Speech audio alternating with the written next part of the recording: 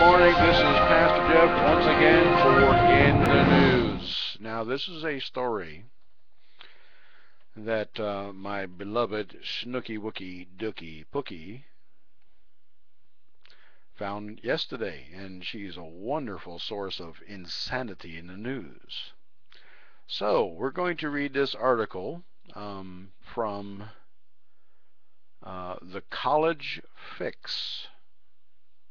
Don't know where she got this from, but the College Fix.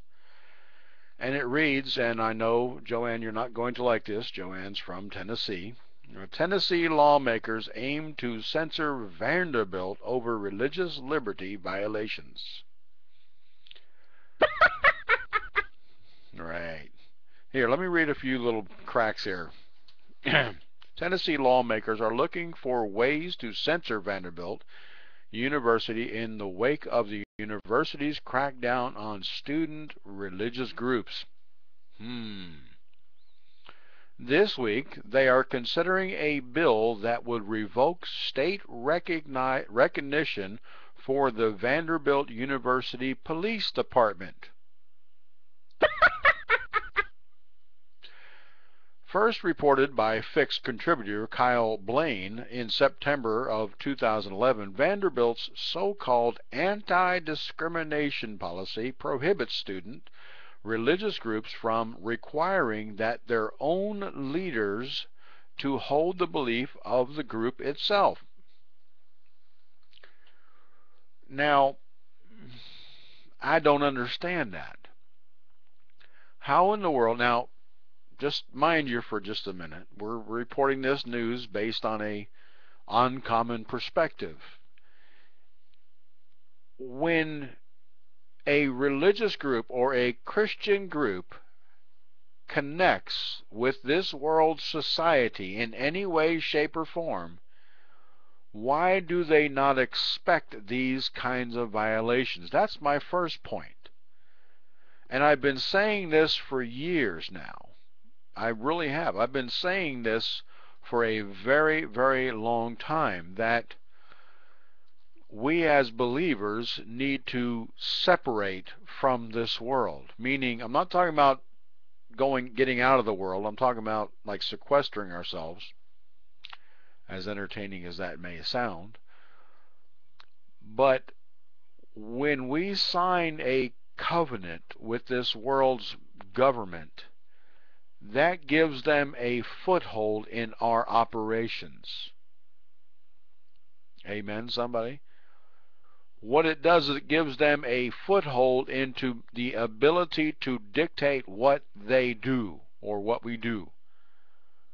And this is why the Christian organizations that are in colleges or in these other places, and I understand why they are, and I agree with their stand.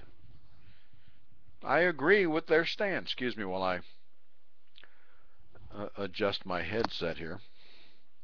Seems having malfunctions here this morning.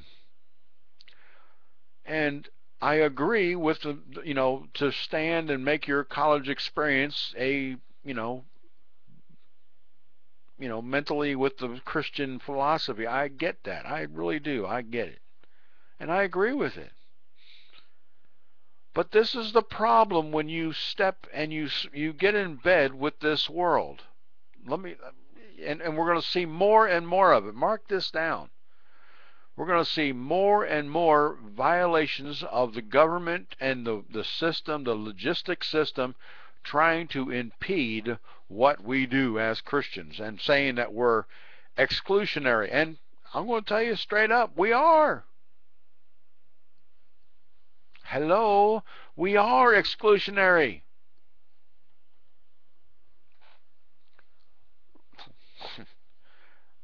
I'm not saying that we don't allow people in if they're repenting and they convert.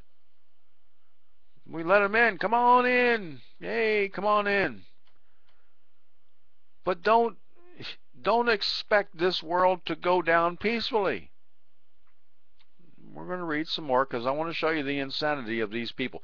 And I'll prove my point. They're going to continue on trying to infiltrate the Christian organizations because they have a foothold in them legally.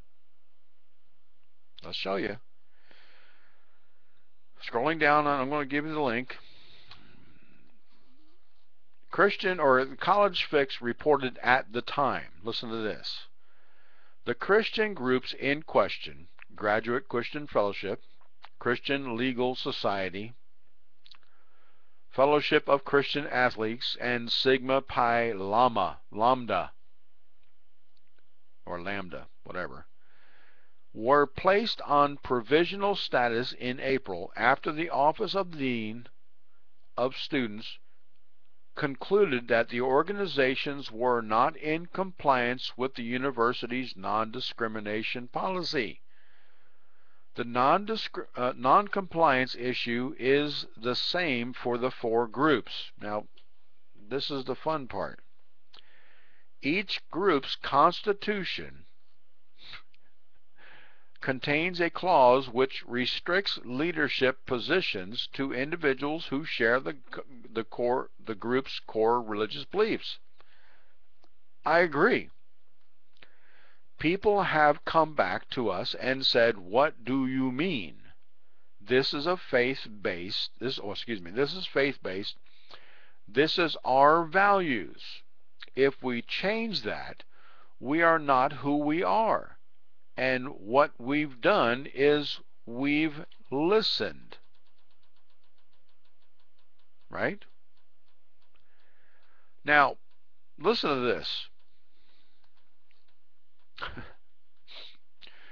The struggle of Vandy's religious students to retain the rights to organize their own groups as they saw fit is in danger.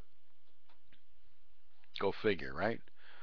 Ultimately, Vanderbilt leaders went forward with their move to control the leadership standards of students' religious organizations. Religious liberty advocate and attorney David French pointed out the hypocrisy of the university's new rule in April 2012 article.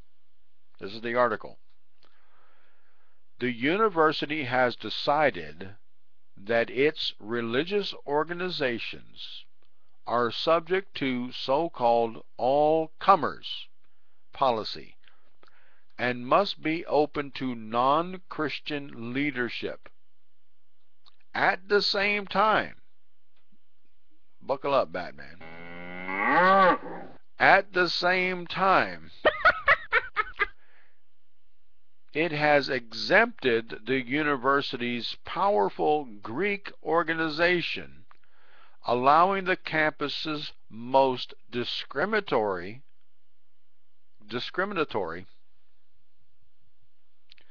group to exist unmolested. I love how they put that, unmolested. Now, here's my spin on this, and you're not going to like it.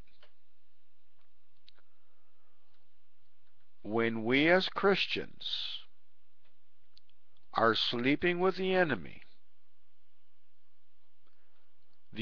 will do whatever it can to molest you.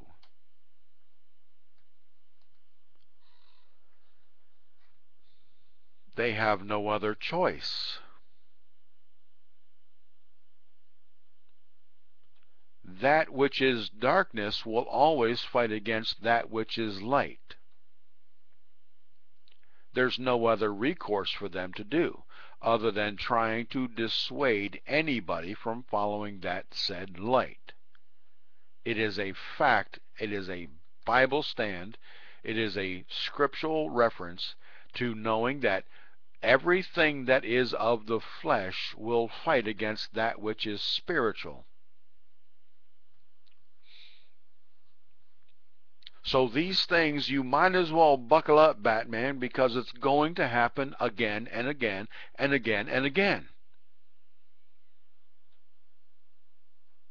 Now, if you want to go to college, you want to stand up for Christian values, right? Let me get it right in the even there. Right? Amen? Do it.